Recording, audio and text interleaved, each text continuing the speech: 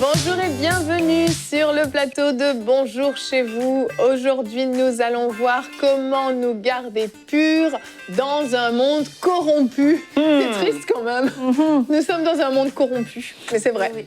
Mais nous pouvons rester purs. Nous pouvons rester purs, c'est la bonne nouvelle. Mais c'est vrai que ce monde a toutes sortes de tentations partout. Et c'est pas forcément facile de rester pur, mais nous le croyons, c'est possible, comme Annabelle l'a dit, et c'est non seulement possible, mais surtout nécessaire et indispensable à la vie chrétienne. Et on en parle aujourd'hui. Et Annabelle, tu vas donner un conseil aux parents aujourd'hui dans une rubrique Pasteur, j'ai une question. Oui, j'ai particulièrement aimé la question. À partir de quel âge mon enfant peut-il avoir un téléphone portable? Et j'ai beaucoup d'avis là-dessus.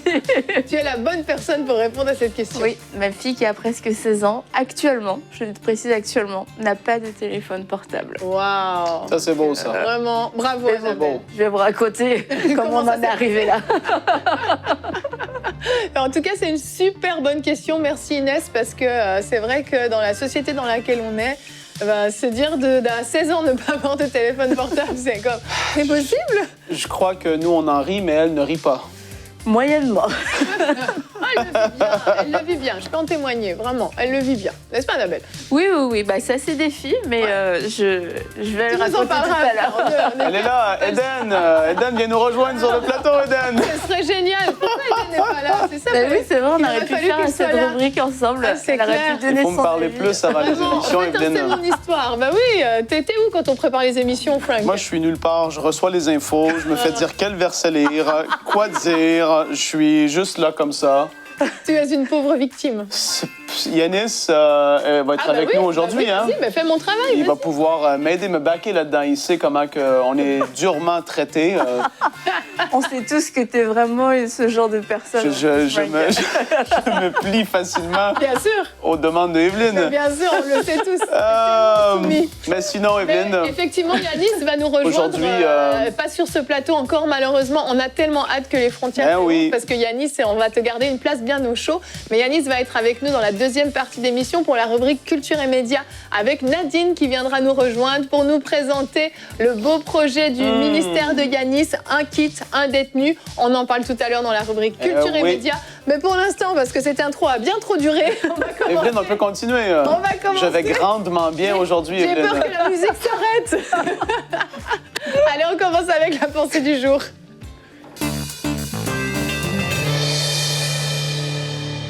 Alors, comment se garder pur dans un monde impur? C'est la question d'aujourd'hui dans cette pensée. On va lire ensemble dans Matthieu chapitre 15 et les versets 10 et 11. C'est Jésus qui parle lui-même. Il dit, ayant appelé à lui la foule, il lui dit, écoutez et comprenez, ce n'est pas ce qui entre dans la bouche qui souille l'homme, mais ce qui sort de la bouche, c'est ce qui souille l'homme. Et puis, je veux parler de ce verset aujourd'hui juste en voulant vous rappeler que ce n'est pas là où on se trouve qui fait de nous des personnes impures ou quoi que ce soit, c'est ce qui est à l'intérieur de nous qui peut être souvent le problème. Et donc là, la question est, comment est-ce qu'on fait pour rester pur dans un monde qui est si souillé? Mais en fait, on doit garder notre cœur plus que toute autre chose. C'est la clé. La crainte de Dieu doit être dans nos vies et on doit tellement veiller à ne pas baisser nos standards. Beaucoup de gens ont fait naufrage par rapport à la foi. Ils se sont égarés parce qu'ils ont accepté la façon de penser du monde et le courant actuel. Et ça se fait tellement d'une façon qui est sournoise, ça se fait peu à peu, ça fait des années qu'on nous parle de telle ou telle chose, on l'entend dans les nouvelles, dans les trucs, si on doit accepter tout ce que les gens peuvent penser ou dire, le gouvernement va dire que c'est comme ça que ça doit se faire, mais il y a des choses qui vont à l'encontre de la parole de Dieu. Et c'est là qu'on doit demeurer ferme. Souvenez-vous d'Abraham qui a intercédé en faveur et il a dit à Dieu, Dieu, est-ce que tu vas détruire cette ville s'il y a même, 50 personnes, s'il y a... Et c'est descendu, et il y avait un seul homme qui était juste dans une ville qui était remplie de corruption, c'était la folie. On parle de Sodome et Gomorrhe à l'époque. Malgré que c'était comme ça, c'était possible quand même de demeurer quelqu'un qui est attaché à Dieu. Souvenez-vous, ce n'est pas... Nous qui sommes, comment je peux le dire, on est la lumière. Quand tu es la lumière dans quelque part qui est souillé ou qui est sombre, c'est toi qui es supposé faire dégager les choses. Donc, on est dans ce monde, pas pour être là des pauvres victimes, on va devenir souillés comme le reste du monde, etc. Non, on va veiller, on va garder nos cœurs et nous-mêmes, on va être ceux qui allons changer l'atmosphère et qui allons changer la façon que les choses se passent dans le monde autour de nous, de différentes méthodes, au travers de ce qu'on peut mettre sur les réseaux sociaux, au travers de comment qu'on va parler, au travers de comment on va gérer notre vie, l'exemple et le modèle qu'on va être au travers de EMCI TV. On a choisi de pouvoir être un canal qui allait diffuser la parole de Dieu sans compromis, la plénitude du Saint-Esprit, tout ce que Dieu a à offrir à son peuple. Ben, c'est des façons que dans un monde qui est, oui, souillé, et ça fait longtemps qu'il l'est, qu'on peut être une lumière et qu'on peut se protéger. Et puis, je reviens juste au thème d'aujourd'hui, comment est-ce qu'on peut rester pur dans un monde qui est souillé? C'est de garder notre cœur plus que toute autre chose. Tu vas devoir faire attention aux amis que tu as dans ta vie, à ce qui va tomber sous tes yeux par rapport à ton téléphone. Tu vas devoir veiller, être dans la prière. On dit ces choses, ça peut sembler cliché, classique, on le redit, mais non, c'est la vérité. Tu veilles, tu demeures près de Dieu, tes standards vont rester les mêmes et tu ne vas pas sombrer. Mais à la fin de ta vie, tu vas tellement être heureux, tu vas avoir dit, mais j'ai été temporaire ici dans ce monde, mais je vais avoir fait une différence et je vais avoir gardé mon cœur plus que toute autre chose qui va m'avoir gardé dans une relation extraordinaire avec Dieu. Sois béni. Amen. Amen, Frank. Hier, tu as fait une rubrique flashback qui nous a tous beaucoup émus. Mais à la fin, ce qui m'a le plus frappé dans cette rubrique, c'est de me dire que lui, il a risqué vraiment sa vie et il en est mort même dans le personnage dont tu nous as parlé. Là, c'est ce jeune Indien. Parce qu'il n'a pas voulu renier Christ. Ouais. Et je me suis dit, mais certains sont dans des péchés toute leur vie, des péchés qui sont des trucs ridicules en fait, ouais. mais dont ils n'arrivent pas à se défaire parce qu'ils n'ont pas réussi à résister à la convoitise du monde, à la corruption du monde. Mais si ces personnes-là avaient eu une épée sous leur gorge à ce moment-là et qu'on leur avait dit « Est-ce que tu renies Christ ?» ben, je ne sais pas comment ils auraient pu résister. Parce qu'en fait, ce que ce frère a vécu dans les années 1800, là, que tu nous as présenté hier, c'est du niveau mais tellement intense et il a résisté jusqu'au bout. Et nous, on n'arrive pas à résister à cette corruption qui est là, qui nous entoure. On est tout le temps tenté de tomber, mais je me dis, mais il est temps qu'on se ressaisisse et qu'on remette les choses en fait aux bons endroits et qu'on comprenne comment fonctionne ce monde et qu'on n'appartient pas à ce monde. Et notre verset du jour aujourd'hui, qui est dans 1 Jean 2 au verset 15, nous en parle. N'aimez pas le monde ni ce qui est dans le monde. Si quelqu'un aime le monde, l'amour du Père n'est pas en lui. La Bible est tellement claire à ce sujet. Et c'est bien sûr des tentations, il y en aura, ça c'est certain, mais ça ne veut pas dire qu'on va forcément devoir toujours faiblir devant la tentation et puis chuter. Et puis tu l'as dit, Frank, dans ta pensée du jour, à EMCI, on a toujours choisi de prêcher ce message de la sanctification sans compromis. C'était quoi? Toute la parole de Dieu sans compromis. C'était pas un de nos slogans à un moment donné, je sais plus exactement, mais c'était vraiment une décision qu'on a prise depuis le début. Et j'ai des petites images à vous montrer qui vont nous ramener en arrière au début de la chaîne EMCI TV. Si on peut afficher une image là où on voit le pasteur Donato. Ça, c'était la pensée du jour. C'était le dernier format de la pensée du jour, Frank. Oui, dernier format. On avait commencé avant avec un décor avec des 2x4 de bois, là. 2x4 de bois, ça vous parle à la maison, j'en suis convaincue. C'est des 2x4, c'est des petits morceaux de bois qui soutenaient des banderoles. En tout cas, on va le voir sur une autre photo. On a une autre photo, Annabelle avec Audrey, là, si on peut... ça, c'est le pasteur. J'ai une question, justement, avec Michael, qui est là, et le pasteur Denis. Et puis, ça, c'était le deuxième décor qu'on avait fait. On avait fait la pensée du jour et puis l'émission dédiée Pasteur, j'ai une question qui ça a été vu des millions de fois. Je veux dire, les réponses qui ont été données dans cette émission, ça a été énorme. Et là encore, sans compromis, c'était vraiment... Ah, complètement. Le message a été prêché, puis c'était vraiment... le but était d'équiper les chrétiens. Non, mais c'est ça. Le but dans la vie, là, c'est pas de pas vouloir... comment je peux dire, de vouloir blesser. Jésus a été radical. La parole, elle l'est.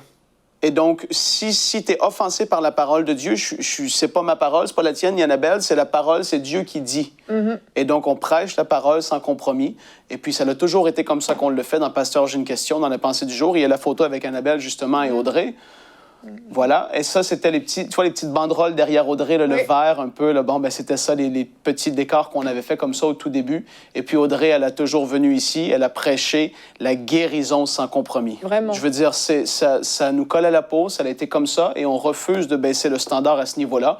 Quand on commence à faire des compromis avec la parole de Dieu, où on va pas trop toucher ce sujet-là, c'est pas populaire, les gens aiment pas trop, ben, je suis désolé, tant pis, écoute autre chose, mais nous, on va traiter tout ce qui doit être traité, en fait. Ouais. Non, c'est sûr, hein, c'est un message qui est vraiment qui est pas populaire, ça c'est certain, mais on n'a jamais voulu dévier ni à droite ni à gauche, c'était important. Et aujourd'hui encore, dans nos émissions, que ce soit dans Paroles de femmes, dans Prières inspirées, dans Bonjour chez vous, dans ces 3 émissions quotidiennes qu'on diffuse tous les jours, eh bien on a choisi de prêcher vraiment la parole de Dieu sans compromis entièrement. Pourquoi ? Parce que depuis le début, le message qu'avait reçu Michael Lebeau, donc le président, le fondateur, le visionnaire de cette vision, c'était « Mon peuple périt faute de connaissances ». Et on a toujours choisi d'avoir ce message qui, bah oui, n'est pas populaire et qui peut-être vous a dérangé parfois. Peut-être que vous avez été en colère contre nous parfois parce que ça venait appuyer là où ça fait mal. Mais surtout, vous avez été nombreux à prendre des décisions pour suivre Christ, des décisions pour se repentir, pour mettre votre vie en règle, pour vous détourner du péché, pour prendre des décisions qui vont vous amener vraiment à aller jusqu'au bout de la course. Et c'est vraiment notre objectif, notre vision. Et puis on va continuer de le faire avec les conférences. C'est certain qu'on va vivre des temps extraordinaires, mais la parole va être prêchée sans compromis. Ce sera des temps où je crois il y aura des saluts, il y aura des délivrances, il y aura des repentances, il va se passer des choses absolument extraordinaires. Aussi avec l'académie. Là, encore une fois, il ne faudra pas être étonné. C'est certain que ce sera un enseignement qui sera radical sur certains points. On n'ira pas à droite, à gauche. Non, vraiment, ce sera un enseignement qui sera pur et qui va provoquer sûrement des remises en question, comme tu le disais, Evelyne. Mais c'est ça. Peu importe les projets que Dieu va nous donner, on l'a fait dans le passé, puis on va continuer de le faire encore aujourd'hui et jusqu'à ce que le Seigneur revienne. C'est de prêcher la parole de Dieu sans compromis, que ce soit à travers des émissions, à travers des livres, à travers des conférences, à travers une académie. Tout ça, ce sera toujours pour honorer Dieu avec une crainte de Dieu. Et je pense que c'est aussi ce qui caractérise le MCI, c'est qu'on a une certaine crainte de Dieu qui nous pousse toujours à choisir qu'est-ce qui honore Dieu, qu'est-ce qui plaît à Dieu, plutôt que qu'est-ce qui est à la mode en ce moment, qu'est-ce qui fonctionne bien. C'est non, qu'est-ce que Dieu veut faire, qu'est-ce que Dieu veut dire, et d'être constamment à l'écoute pour être certain de transmettre le message de l'heure à l'Église, de transmettre un message qui soit juste et dans lequel Dieu ait un message que Dieu approuve. Donc c'est pour ça aussi que quelquefois on se lance dans des grands projets qui ont l'air complètement à contre-courant, mais parce que je crois que ça fait partie de la façon dont Dieu le fait aussi, cette façon de travailler sans compromis, d'œuvrer sans compromis, de prêcher la parole sans compromis. Ça fait que on se retrouve quelquefois aussi à contre-courant. Tu veux dire par exemple de construire un bâtiment qui va pouvoir accueillir plus de 1000 personnes en plein Covid, alors que toutes les églises ont fermé leurs portes, par exemple. Exactement. C'est ça qui est extraordinaire. Et en fait, je veux parler aux gens qui vous regardez cette émission. Le bâtiment, on est rendu à un endroit où est-ce que c'est une nécessité. Et je veux juste le rappeler dans cette émission, Evelyne, c'est vraiment une nécessité, ce bâtiment et cet auditorium. On l'avait dit et on va le faire. On va faire des conférences à l'extérieur, dans des pays aussi, certainement, campagne d'évangélisation, réunions de réveil, des formations pour les couples, etc., tout ça. Mais on doit avoir aussi un endroit où on peut avoir un pied à terre, où est-ce qu'on peut faire ce qu'on veut, quand on le veut, avec qui on veut, localement, à moindre coût, d'une façon. Les coûts qu'on va économiser, ça va être énorme d'avoir un auditorium comme ça. Et ça va pouvoir être, souvenez-vous, et moi je le crois de tout mon cœur, un endroit où des gens de partout dans le monde vont venir pour pouvoir être ressourcés, être guéris, un endroit où est-ce qu'il va y avoir des temps de rafraîchissement de façon régulière dans l'année, où est-ce qu'il va y avoir des semaines de réunions intensives, etc. Et non seulement ça c'est l'aspect auditorium-conférence, mais l'équipe a besoin d'avoir plus de place parce qu'on explose le bâtiment ici. Et nos studios, jusqu'à présent, on l'a vu dans la vidéo de la campagne de dons, on a élevé, et ça c'est par la grâce de Dieu, le standard au Canada en termes de qualité. Et là, on a besoin d'avoir des plus grands studios. Et c'est une nécessité. C'est pas juste pour être gentil et tout ça. Il faut ce bâtiment. Et puis, on remercie tous ceux qui avaient déjà fait le pas. Mais je crois qu'on peut vaincre ce chiffre tellement rapidement. Exactement. Si vous ne faites pas encore partie de ces 3500 héros et que vous écoutez ce qu'on est en train de dire et ça bat fort dans votre cœur, vous dites « Waouh, quelle vision, je veux y participer », bien vous pouvez tout simplement aller sur le site emcitv.com/3500 pour vous faire partie de ces 3500 héros qui vont payer le prix, donner 1000 € ou plus. Vous pouvez donner en plusieurs fois, bien entendu. Mais le but est vraiment qu'on puisse tous s'associer dans cette grande vision et qu'on puisse terminer la construction du bâtiment, financer l'aménagement également pour pouvoir être le plus rapidement possible opérationnel, pour pouvoir aller encore plus loin dans cette belle vision. Annabelle, on va enchaîner avec notre question de Inès de France. Il y a beaucoup de parents qui attendent avec impatience cette réponse. À partir de quel âge mon enfant peut-il avoir un téléphone portable? C'est parti. Ouais, il fallait me donner une rubrique famille là. C'est clair. Alors premièrement, j'aimerais dire qu'il n'y a pas d'âge officiel, il n'y a pas de majorité numérique un âge à partir duquel mon enfant doit absolument avoir un téléphone. Et je demandais tout à l'heure à Frank, et toi, à quel âge tu voudrais que tes enfants aient un téléphone? Il a dit le plus tard possible. Et je pense que c'est la meilleure réponse, le plus tard possible. Donc dans le fait qu'il n'y ait pas d'âge officiel, pourquoi? Parce que ça va dépendre de la maturité de l'enfant, ça va dépendre aussi du contexte, que c'est un enfant qui part en internat, il est toute la semaine, il est à l'extérieur de la maison, donc on a envie de garder le contact. Ou alors est-ce que c'est un téléphone juste pour parler avec ses amis avec qui il a déjà passé toute la journée à l'école et continuer de jouer, etc., etc. Bon, il y a vraiment quand même des contextes différents. La première, du coup, vu qu'il n'y a pas d'âge, je vais quand même donner d'autres conseils, vu que c'était ça ma réponse. C'était de ne pas exposer les enfants trop rapidement, de ne pas donner à l'enfant un téléphone trop rapidement. Nous, c'est une erreur qu'on a fait par question de sécurité. On avait dit, on n'est pas là, ce serait quand même bien qu'elle ait un téléphone. Et puis, elle était trop jeune à ce moment-là. Et ça a été une occasion de chute pour elle, trop de liberté, etc. Donc, nous, notre but, c'était vraiment au niveau de la sécurité. Donc, et je pense qu'il y a beaucoup de parents, c'est une question de sécurité, que votre enfant ait un téléphone. Alors, pour ça, déjà, j'aimerais dire que quasiment tous les enfants aujourd'hui ont un téléphone. Moi, c'est une maman qui m'avait dit ça.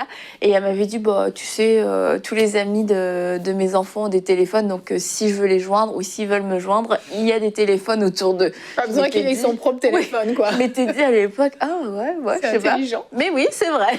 Ils ont tous des téléphones. Donc, moi, je peux toujours joindre Eden. Eden peut toujours me joindre parce que c'est rare qu'elle aille se promener toute seule au milieu. Donc, aujourd'hui, elle n'a plus de téléphone. Tu lui as donné un téléphone au départ. C'est ça, oui, parce que ça a dérapé. Donc, on s'est dit, on n'arrive pas à gérer, on va retirer le téléphone. Après, on a essayé de réintégrer le téléphone. Et puis, là aussi, ça s'est pas forcément toujours bien passé. Nous, notre erreur, c'est que dans ce processus, on a été beaucoup dans la surveillance et la privation, ce qui fait que ça attire encore plus. T'es à la minute près et tout, c'est comme t'as un forfait minute. Et bref, ça a créé des disputes, ça a créé des tensions. Et puis, juste pour le plaisir d'utiliser son téléphone pour rien, tu vois, parce on était tellement stricts. Et puis, au bout d'un moment, pour différentes raisons, elle s'est retrouvée son téléphone. Et ça fait maintenant combien de temps qu'elle a plus de téléphone? Ça fait un petit moment là. Ça fait 2 ans au moins. Ouais, ça fait un petit moment. Donc l'occasion ne s'est pas encore présentée qu'elle puisse avoir de nouveau un téléphone. Mais tout ça pour dire que c'est ça, elle se retrouve pas tous les jours au milieu de la nuit toute seule dans un parc. Donc en général, elle sort, je sais avec qui elle est. Et donc tu peux toujours joindre ton enfant finalement. Et l'autre chose aussi, c'était de mettre un cadre. Ça veut dire, par exemple, on veut donner un téléphone à un enfant parce qu'il rentre à pied de l'école et puis on a envie qu'il soit joignable parce que t'es pas rassuré, etc. Ça peut être une bonne raison, puis ça peut être quelquefois vraiment une bonne idée. Maintenant, on peut, c'est un conseil, donner à l'enfant un téléphone pour ses trajets, pour dire, question de sécurité, s'il y a quelque chose, tu m'appelles, mais c'est pas ton téléphone. Ouais. C'est le téléphone qu'on met à ta disposition, c'est comme un équipement de sécurité qu'on met à ta disposition pour ça. Et puis si tu pars, on va te le laisser, mais c'est pas ton téléphone parce qu'en fait, tu le reprends une fois qu'il est à la maison, tu reprends le téléphone. Parce qu'une fois que tu donnes le téléphone à l'enfant, c'est comme c'est son téléphone, c'est sa vie privée, c'est ses choses, c'est ses messages, et c'est là où on peut perdre un petit peu le contrôle. Et les enfants peuvent se perdre parce que avoir un téléphone, c'est avoir accès absolument à tout. Ouais. Et même si vous avez le meilleur des enfants, vraiment la meilleure des filles, le meilleur des garçons, la proposition est intense. Oh oui. Vraiment, elle est intense. Et c'est pas parce qu'ils sont méchants, c'est pas parce qu'ils ont des mauvaises intentions, mais tout est là, tout s'expose à eux. Ils n'ont pas forcément cette maturité de pouvoir le gérer. Donc c'est sûr que si c'est possible de faire une intégration progressive du téléphone, de passer de pas ton téléphone à ton téléphone, de pouvoir le plus longtemps possible garder un œil sur le téléphone, avoir le code, ça veut pas dire qu'on va les fouiller dans le téléphone, mais ça veut dire on sait que le téléphone, on peut tous le regarder, éviter que les enfants aillent s'isoler tout seuls avec le téléphone dans une pièce, qui gardent leur téléphone ou leur tablette le soir quand ils vont se coucher. Techniquement, ils en ont pas besoin en fait. Et s'ils ont besoin d'un réveil, qui vous dit ça, achetez-leur tout simplement un réveil. Ça se vend encore ces choses-là, je vous assure. C'est merveilleux. C'est écrit en gros, en rouge. Et puis, vous pouvez donner un téléphone à votre enfant qui a plus de 15 ans, avec une antenne qui sort, et comme ça, il va être gêné même de le sortir, et il va juste avoir des boutons pour appeler. Un vieux Nokia. Ça, c'est trop mon style, ça. Ça, c'est trop mon style. Ça fait des... Ah ouais. Attends que ça revienne à la mode, on va commencer. En tout cas, c'est ça, le téléphone est présent aujourd'hui. On ne peut pas les garder loin du monde indéfiniment, mais je pense qu'on peut être sage. Et ça ne veut pas dire que c'est pas sans défi, parce que pour les enfants, c'est pas facile. Mais de discuter, d'exposer, de leur partager aussi vos inquiétudes pour qu'ils comprennent que c'est pas juste une punition, c'est vraiment pour leur bien-être. C'est aussi des choses qui feront la différence. Et pour terminer, j'ai demandé aujourd'hui à Eden, avant de venir, est-ce que tu es malheureuse de pas avoir de téléphone? Elle m'a dit non, mais j'aimerais bien avoir. La discussion est à suivre. Moi, je veux juste rajouter très rapidement, parce que le temps nous manque, mais il y a à peu près 2 mois de ça, un matin, je réfléchissais à Eden, justement, à son téléphone, puis elle me dit, moi, comment je ferais avec mes enfants? Elle n'a pas de téléphone, c'est quand même bizarre, c'est pas facile, elle a vu son âge. Et vraiment, littéralement, j'ai entendu clairement le Saint-Esprit me dire, ne vous conformez pas au siècle présent. Je l'ai vraiment entendu dans mon esprit, et j'ai vraiment compris que les jeunes, c'est pas parce que tout le monde le fait que nos enfants, eux qui sont spéciaux, qui appartiennent au royaume de Dieu, doivent se conformer au siècle présent. Je voulais juste ajouter ça parce que c'était vraiment, moi ça m'a vraiment parlé et ça m'a vraiment fait du bien pour mes propres enfants. Si vous avez des questions, écrivez-nous à l'adresse pasteur.j'ai-une-question@emcitv.com et on va accueillir maintenant Nadine et Yanis via Zoom parce que là le temps est plus qu'avancé. Coucou Nadine. Hello Evelyne. Bonjour Madame Annabelle. Bonjour Nadine. On ne peut pas laisser beaucoup de temps, alors on te laisse toute la parole à partir Oui, alors je sprint. On va recevoir Yanis Gauthier pour présenter l'opération Un kit, un détenu. Et avant de le recevoir, on va regarder tout de suite une petite vidéo.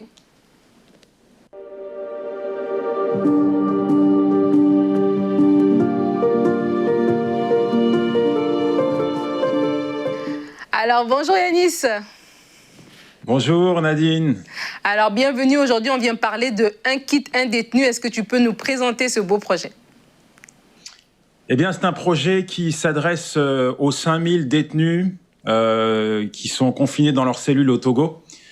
Il y a le confinement fait mal, il pèse très lourd dans les prisons au Togo, puisque les détenus sont privés des visites de la part de leurs familles. En général, les familles apportent des vêtements, des produits de première nécessité, de la nourriture. Et puis, ils sont privés de culte également. Les aumôniers ne peuvent pas venir faire leur culte comme ils ont l'habitude de le faire. Donc, on a voulu réagir par une action. D'accord. Et donc, les objectifs de cette campagne, quels sont-ils? Alors, on offre un kit, en fait, en partenariat avec l'Aumônerie nationale du Togo. Il y a 13 prisons au Togo. On veut apporter donc des produits de première nécessité, on veut apporter de la nourriture et on veut aussi partager une Bible à chaque détenu. Il faut savoir qu'il y a déjà 5000 Bibles qui ont été acheminées, il y a 5000 détenus, comme je l'ai dit, et auparavant, les informations que j'ai reçues, et puis moi-même je m'étais rendu dans une des prisons au Togo, c'était qu'il y avait une Bible pour 50 détenus. Une Bible pour 50 détenus. Et ma déduction, c'est simple. Quand on est privé de liberté, c'est compliqué. Quand on est privé de sa famille, c'est encore plus compliqué. Mais lorsqu'on est privé de la parole de Dieu, on est privé de Dieu. Et ça, c'est pas normal. Et bien sûr, il faut pas le prendre au sens propre, mais quand on n'est pas en contact avec la parole de Dieu, c'est vraiment de la souffrance, quoi. Et on veut faire quelque chose par rapport à ça pour que vraiment chaque détenu puisse avoir une Bible, lire, méditer, se fortifier au travers de la parole de Dieu. Et on veut aussi donc offrir un kit qui comprend des produits d'hygiène et des produits de première nécessité. C'est une très belle campagne et je veux vraiment quand même prendre le temps, Yanis, que tu nous expliques, c'est quoi les besoins sur le terrain? Les besoins, là, on parle de Covid. Le Covid, c'est pas parce qu'on est en déconfinement dans certains pays que le virus a disparu. Il n'y a pas de gel hydroalcoolique, il n'y a pas de masque. Donc, on veut offrir dans ce kit des masques et des gels aux détenus. Ils sont tributaires de l'État pour manger. Je vais pas étayer un petit peu ce qu'ils mangent parce que ça serait pas judicieux. Mais on veut leur donner au moins quelques denrées non périssables pour s'alimenter correctement. On parle de prisons. Il faut savoir que les prisons en Afrique, dans certains pays, c'est vraiment insalubre. Ils sont 60, 70 par cellule. Moi qui ai déjà visité certaines cellules, j'ai pas pu rentrer tellement l'odeur était nauséabonde. Ils sont frappés par la gale, par le choléra. Il n'y a pas de douche. On se lave avec un seau, on fait ses besoins dans un seau. Je passe tous les détails. Ne serait-ce que du savon, ne serait-ce que du talc, ne serait-ce que du dentifrice, ne serait-ce qu'une brosse à dents. Ça peut redonner un petit peu la dignité à une personne. Et quand je parle de personnes, je parle pas simplement d'adultes, je parle de femmes avec leurs enfants, je parle de gamins qui sont incarcérés. C'est vraiment, vraiment pénible de voir qu'aujourd'hui encore, il y a des gens qui sont en souffrance. Et Yanis, l'année passée, on avait justement aussi présenté ce projet par rapport à Kinshasa, et cette année, c'est au Togo. Comment est-ce qu'on peut soutenir ce projet? Rendez-vous sur mon site yanisgauthier.fr. Vous avez tous les renseignements pour faire une action. Déjà, premièrement, ce que vous pouvez faire, c'est prier. Et puis, deuxièmement, c'est agir. Prier et agir, ça va de pair. Donc, rendez-vous sur mon site, vous avez toutes les infos. Et on a vraiment, mais alors vraiment besoin de vous pour pouvoir offrir 5000 kits. Amen. Vraiment, merci Yanis. Je disais avant l'émission, je ne sais pas si tu m'avais entendu, mais il est très beau ton site, très complet. Justement, les gens peuvent se rendre aussi pour avoir regardé la vidéo. Il y a une vidéo de 2 minutes qui est beaucoup plus longue que la vidéo qu'on vient de voir, mais aussi avoir l'information et surtout donner, tu as dit oui, prier et agir. Et c'est un très, très beau projet qu'on a présenté l'année passée. J'espère encore, je prie que cette année, il soit encore beaucoup plus, le succès soit retentissant, que les gens soient aidés. Merci de m'avoir donné l'occasion de parler, de mettre une petite fenêtre, parce qu'on va pas tout le monde ne va pas en prison, mais voilà, moi j'y vais, donc j'apporte un petit peu la réalité du terrain, et merci pour votre cœur et votre sensibilité. Merci Yanis. Merci beaucoup Yanis.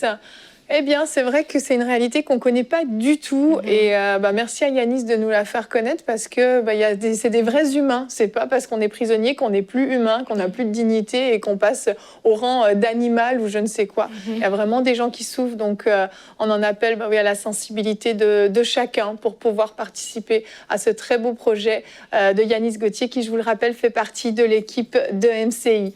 Je vous remercie à tous d'avoir été avec nous. On va se retrouver demain. Comment réagir face à un diagnostic de maladie? Ce sera notre thème du jour et nous allons terminer notre trilogie Pasteur Fofi Ndelo dans la rubrique C'est mon histoire.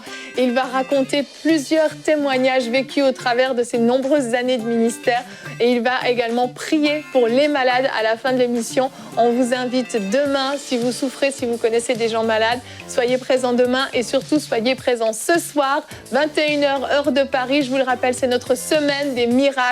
Ne manquez pas de vous connecter sur YouTube et sur la chaîne MCI TV. À ce soir ou à demain.